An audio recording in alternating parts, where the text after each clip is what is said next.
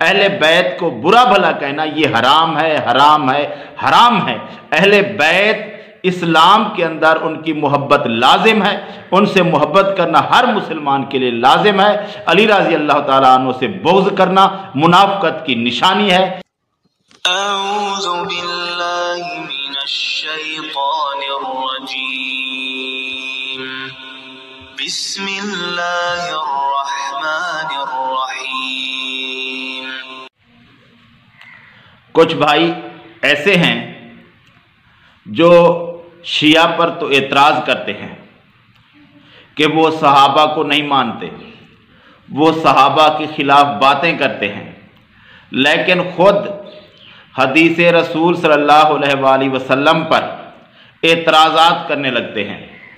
بھئی تم شیعہ کے تو مخالف ہو کہ وہ نبی کی بات نہیں مانتے، نبی کے ساتھ جو صحابہ تھے ان کو برا بھلا کہتے ہیں، اور تم کیا کر رہے ہو؟ اپنے بارے میں تو غور کرو ذرا، خود کیوں صحیح احادیث کو ماننے سے انکار کرتے ہو؟ منکرین حدیث کی طرح تم بھی کیا نبی کے فرامین کے صحابہ کی باتوں کے منکر بنو گے؟ جس بات کا تم دفاع نہیں کر سکو گے اس سے انکار کر دو گے؟ یہ تو نہیں ہوتا۔ یہ جو حدیث قصہ ہے یہ صحیح اسناد کے ساتھ ثابت ہے، اعتراض اٹھا دیا کہ یہ صحیح نہیں ہے۔ کیوں بھائی؟ یہ قرآن مجید کے خلاف ہے۔ کیسے خلاف ہے؟ یہ پچھلی ویڈیو میں نے بات کی، پھر کچھ اور سوالات اٹھا دیے کہ عائشہ رضی اللہ تعالی عنہ نے غیر محرم کے سامنے غسل کیا، نبی صلی اللہ علیہ وآلہ وسلم نے خودکشی کرنے کی کوشش کی، اور نبی صلی اللہ علیہ وآلہ وسلم نے لوگوں کو اونٹ کا پیشاب پلوایا۔ کہتے ہیں یہ احادیث سند کے ساتھ صحیح ہیں، تو کیا ان کو بھی آپ صحیح مانیں گے؟ ان کو محدثین نے ضعیف قرار دیا ہے، اور یہ بخاری کے اندر موجود ہیں۔ ان احادیث پر بھی بات کرتے ہیں۔ پہلے اسی حدیث قصہ کو دیکھتے ہیں کہ یہ کیوں پریشان ہے۔ کہتے ہیں کہ اس حدیث کی وجہ سے شیعہ پنج تن پاک کا عقیدہ بنایا ہوا ہے انہوں نے۔ ٹھیک ہے بھائی، اچھا تو یہ تو تم مانتے ہو نا کہ اس آیت میں اہل بیت ازواج رسول ہیں، تو جو بات اس آیت سے ازواج رسول کے لیے ثابت نہ ہو وہ جو شخص حدیث کے ذریعے ثابت ہو اس کے لیے کیسے ثابت ہوگی؟ تمہیں یہی اعتراض ہے نہ کہ شیعہ اس حدیث کی وجہ سے اس آیت کے اندر اہل بیت میں علی رضی اللہ تعالیٰ عنہ کے گھرانے کو شامل کرتے ہیں اور پھر پنج تن پاک بنا دیتے ہیں۔ ٹھیک ہے بھائی، ان کو نکال دیں تو کیا اس آیت سے ازواج رسول صلی اللہ علیہ وآلہ وسلم کی طہارت ثابت ہوتی ہے؟ معصوم ہونا ثابت ہوتا ہے؟ آپ مانتے ہیں؟ قطعاً نہیں، کوئی نہیں مانتا کہ ازواج رسول معصوم ہیں۔ جب جو لوگ اصلی ہیں اس آیت کے مصداق وہ معصوم نہیں، تو کسی اور کو شامل کر دیں حدیث کی وجہ سے تو وہ کیسے معصوم ہوگا؟ یہ تو آپ مانتے ہیں کہ ازواج رسول معصوم نہیں ہیں، تو جو شخص علی رضی اللہ تعالی عنہ کے گھرانے کو حدیث کی وجہ سے شامل کر کے پھر خود اپنی طرف سے معصوم کا عقیدہ گھاڑ رہا ہے، وہ اس کی غلطی ہے، اس کی من مانی مرضی ہے، لیکن نہ حدیث کی وجہ سے نہ آیت کی وجہ سے معصوم کا عقیدہ نکل رہا ہے۔ تو یہ عقیدہ جو ہے معصوم کا، پنج تن پاک کا، یہ حدیث کی وجہ سے نہیں بن رہا، یہ لوگوں کے اپنے ذہن کی خرابی کی وجہ سے بن رہا ہے، کیونکہ یہ سب لوگ مانتے ہیں، اس پر تو کوئی بحث ہی نہیں کہ ازواج رسول آیت تطہیر کے اندر شامل ہیں۔ جب اصل لوگوں کی معصومیت ثابت نہیں ہو رہی تو جو لوگ حدیث کی وجہ سے شامل ہو رہے ہیں اس آیت کے اندر ان کی بھی معصومیت ثابت نہیں ہوتی، اور جو لوگ اپنی مرضی سے شامل کر رہے ہیں، اپنی مرضی سے معصوم بنا رہے ہیں، تو ان کی وجہ سے ہم حدیث کو ضعیف نہیں مان سکتے۔ اب بات کرتے ہیں ان اعتراضات کی. ان کو زیادہ لمبا نہیں کرتے کیونکہ ان کی اسناد صحیح بخاری کی ہیں، اس لیے ان پر زیادہ بحث کرنے کی ضرورت نہیں ہے. بس اس طرح دیکھتے گئے تھوڑا سا کہ جو اعتراض اٹھایا گیا ہے. پہلے نمبر پر ہے کہ عائشہ رضی اللہ تعالی عنہا نے غیر محرم مردوں کے سامنے غسل کیا. تو یہ حدیث کیسے صحیح ہو سکتی ہے کہ ام المومنین رضی اللہ تعالی عنہا غیر محرم مردوں کے سامنے غسل کریں؟ تو یہ حدیث صحیح سند ہونے کے باوجود ضعیف ہے. تو بات یہ ہے کہ یہ واقعہ اس وقت پیش آیا جب عبداللہ بن عمرو رضی اللہ تعالی عنہ حکم دیتے تھے عورتوں کو کہ اپنے سر کے بالوں کو کھولیں اور پھر غسل کریں. تو یہ مسئلہ عائشہ رضی اللہ تعالی عنہ کے پاس پہنچا. صحیح بخاری کے اندر روایت ہے 251 نمبر پر اور صحیح مسلم کے اندر 320 نمبر پر ہے. تو عائشہ رضی اللہ تعالی عنہ کے پاس جب یہ مسئلہ آیا تو انہوں نے جو لوگ کے ان کے پاس پہنچے تھے انہوں نے غسل کیا اور درمیان میں پردہ تھا. اور لوگ کون تھے؟ ایک عائشہ رضی اللہ تعالی عنہ کا رضائی بھائی تھا اور دوسرا کون تھا؟ ابو سلمہ بن عبد الرحمن بن عوف رضی اللہ تعالی عنہ. وہ عائشہ رضی اللہ تعالی عنہ کے رضائی بھانجے تھے. ایک رضائی بھانجا تھا اور ایک رضائی بھائی تھا. تو یہ غیر محرم کیسے ہو گئے؟ اور بیچ میں پردہ تھا. وہ حدیث کے اندر درج ہے کہ بیچ میں پردہ تھا اور انہوں نے سر پر پانی ڈالا، دکھایا ان کو کیونکہ وہ محرم تھے تو سر ان کو نظر آ رہا تھا، باقی سارا درمیان میں پردہ تھا. اور پردہ ایسا ہی ہوگا، کیوں پردہ بیچ میں ڈالا؟ اس لیے تھا کہ پردے سے کچھ نظر نہ آئے. تو پردے سے کچھ نظر نہیں آ رہا تھا، بلکہ جو حصہ ظاہر تھا ہاتھ، چہرہ، یہ تو محرم کے لیے اس کا پردہ ضروری نہیں ہے. اور وہ دونوں محرم تھے، غیر محرم نہیں تھے. یہ جو کچھ لوگوں نے اپنی مرضی سے ڈھونگ رچایا ہے یہ ان کی مرضی ہے، ان کا ایک بہتان ہے. وہ دونوں عائشہ رضی اللہ تعالی عنہ کے محرم تھے. ابو سلمہ بن عبد الرحمن بن عوف رضی اللہ تعالیٰ عنہ اور دوسرے تھے ان کے بھائی. ان کے بارے میں کہا جاتا ہے کہ وہ تھے عبداللہ بن یزید بصری. حدیث میں ہے کہ ان کے رضائی بھائی تھے. تو یہ لوگ عائشہ رضی اللہ تعالیٰ عنہ کے محرم تھے، نہ کہ غیر محرم تھے، اور انہوں نے پردے کے پیچھے غسل کیا.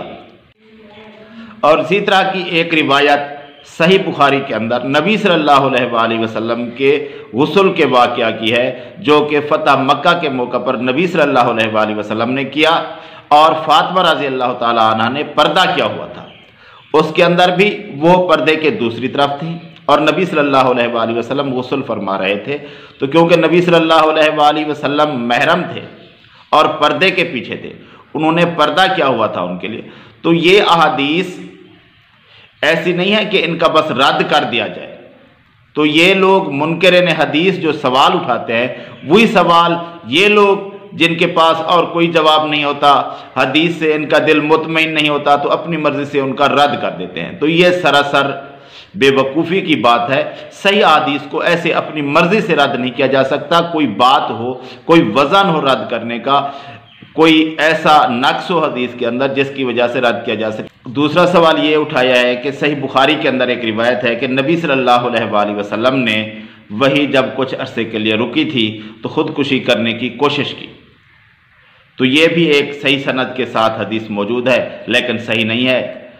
تو اس بارے میں یہ عرض ہے کہ اس روایت پر کچھ محدثین نے اعتراض کیا ہے، اس وجہ سے نہیں کہ اس کی سند صحیح ہے اور یہ ضعیف ہے، نہیں.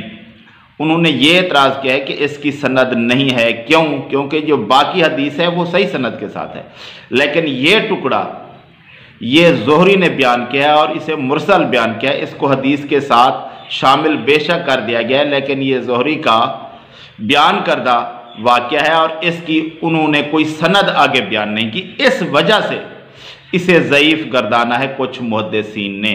لیکن یہ بھی اس طرح نہیں ہے کہ بخاری رحمۃ اللہ علیہ نے یا شہاب زہری نے کچھ ایسی بات کہہ دی جس سے ان کے اسلام میں بگاڑا گیا، انہوں نے نبی صلی اللہ علیہ وآلہ وسلم کی گستاخی کی۔ ہو سکتا ہے یہ واقعہ صحیح ہو یا صحیح نہ ہو، لیکن اس طرح کا واقعہ بیان کرنے سے کسی شخص پر کوئی بڑا الزام نہیں لگایا جا سکتا۔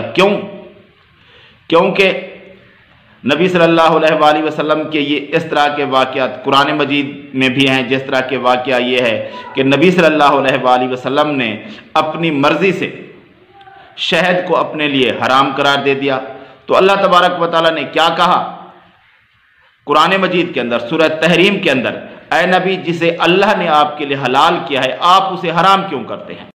سورہ تحریم آیت نمبر 1 کے اندر۔ تو ادھر بھی پھر آپ اعتراض کر لیں کہ یہ بھی نبی پر ایک اعتراض بنتا ہے کہ وہ کیسے نبی صلی اللہ علیہ وآلہ وسلم حلال چیز کو حرام کر دیں گے، لیکن یہ قرآن مجید میں ہے۔ اس پر جو شخص پکا مسلمان ہے وہ اعتراض نہیں کرے گا، لیکن جو پکا مسلمان کہلواتا ہے، سچا مسلمان کہلواتا ہے، وہ حدیث پر اعتراض کر دیتا ہے جو کہ صحیح اسناد کے ساتھ موجود ہوتی ہے۔ تو یہ ایک طرح کی غلط بات ہے جس سے مسلمانوں کو بچنا چاہیے۔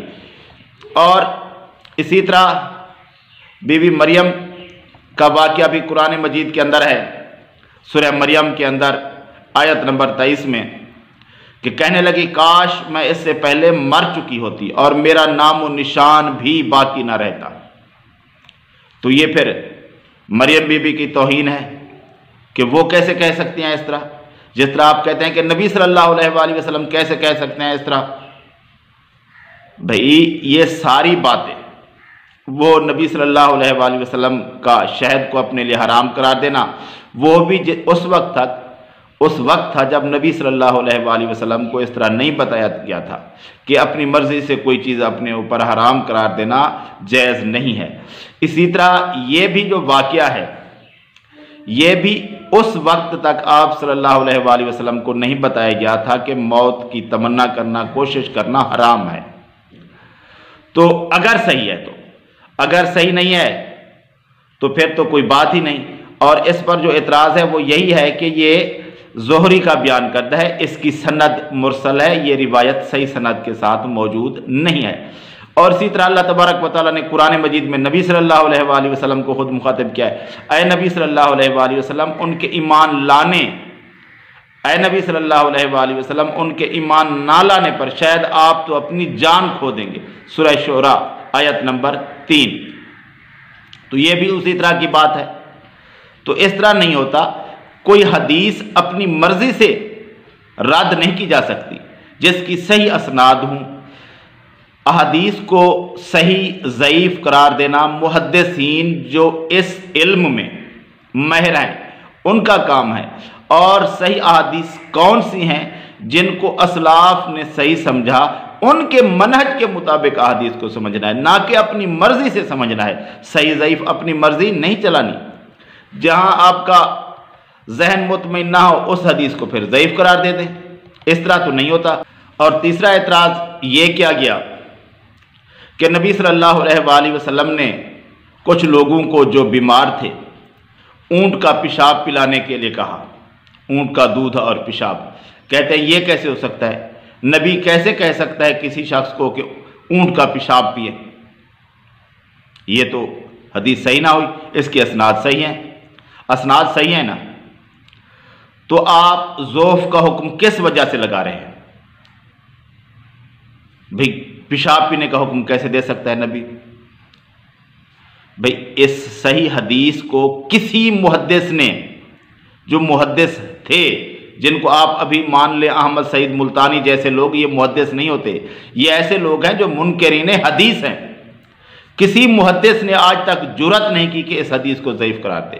اسی حدیث کی وجہ سے علماء نے مسائل نکالے ہیں۔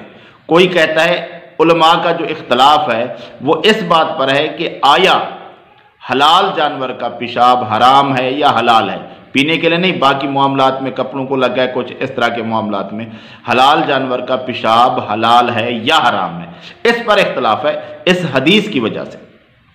اور آپ آگے کہ اس حدیث کو ضعیف قرار دے دیا، استغفر اللہ۔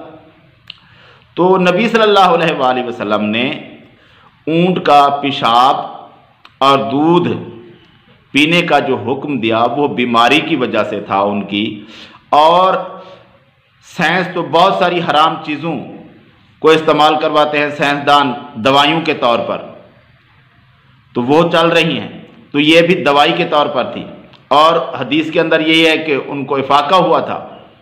اور ویسے بھی آج کل سائنسدان جو ریسرچ کر رہے ہیں ان کے اندر بھی یہی بات ہے کہ بیماری کے اندر اس کی شفا ہوتی ہے۔ وہ تحقیق آپ کرنا چاہیں تو کافی سارے ذرائع ہیں، انٹرنیٹ پر تحقیق کر سکتے ہیں۔ ہم نے بھی کافی دفعہ سنا ہے، طب کی کتابوں میں بھی لکھا ہوا ہے کہ اس سے فائدے ہوتے ہیں، طب نبوی کی کتابوں میں بھی لکھا ہوا ہے۔ تو یہ بات نہ سائنس کے خلاف ہے اور حدیث تو صحیح ہے، پھر آپ کس وجہ سے نہیں مانتے؟ نہ قرآن مجید میں کہیں ایسا حکم ہے کہ حلال جانور کا پیشاب حرام ہے۔ یہ تو ایک فقہی مسئلہ رہ گیا کہ حلال جانور کا پیشاب حرام ہے یا حلال ہے، یہ ہمارا کام نہیں ہے۔ پہلے والے علماء میں اختلاف تھا، تو اب ہم کیا فیصلہ کریں؟ ہم اس پر کوئی بحث نہیں کرتے، لیکن ان کا اس بات پر اختلاف تھا، اس بات پر اختلاف نہیں تھا کہ یہ پلایا جو گیا ہے یہ کیا وجہ ہے، یہ حدیث ضعیف ہے، اس طرح کا کوئی اختلاف نہیں ہے۔ حدیث ضعیف ہونے کا کوئی اختلاف محدثین کے درمیان نہیں تھا، متن صحیح ہے، حدیث کی روایت کی سند صحیح ہے، سب کچھ صحیح ہے، کسی محدث نے اس کو ضعیف قرار نہیں دیا۔ تو اس طرح کے اعتراضات اٹھانے شروع کر دیے جائیں، کچھ روایات کو شیعہ ماننے سے انکار کرتے ہیں اور کچھ کو منکرین حدیث انکار کرتے ہیں اور کچھ لوگ اہل سنت کہلواتے ہوئے انکار کرتے ہیں، تو باقی اسلام بچتا کیا ہے؟ تو صحیح حدیث کو لوگوں کی مرضی کے مطابق ضعیف قرار نہیں دیا جا سکتا، جو صحیح ہے وہ صحیح ہے۔ اور اہل بیت محترم ہیں، ان سے محبت لازمی ہے، ہاں ان کو معصوم نہیں بنایا جا سکتا، ان کو مشکل کشا نہیں بنایا جا سکتا، ان کو حاجت روا نہیں بنایا جا سکتا، ان کو نبی امام نہیں بنایا جا سکتا جس طرح کی امامت کے شیعہ مانتے ہیں، لیکن اس کے علاوہ وہ محترم ہیں، ان سے محبت ایمان کا جزو ہے، ان سے محبت کرنی چاہیے۔ ان کے خلاف باتیں کرنا، اہل بیت کو برا بھلا کہنا، یہ حرام ہے، حرام ہے، حرام ہے۔ اہل بیت اسلام کے اندر ان کی محبت لازم ہے، ان سے محبت کرنا ہر مسلمان کے لیے لازم ہے۔ علی رضی اللہ تعالیٰ عنہ سے بغض کرنا منافقت کی نشانی ہے۔ علی رضی اللہ تعالیٰ عنہ مسلمانوں کے لیے محترم ہیں، قابل احترام ہیں، ہمارے ایمان کا حصہ ہیں، ہم ان سے محبت کرتے ہیں، ہم اہل بیت کے تمام افراد سے محبت کرتے ہیں۔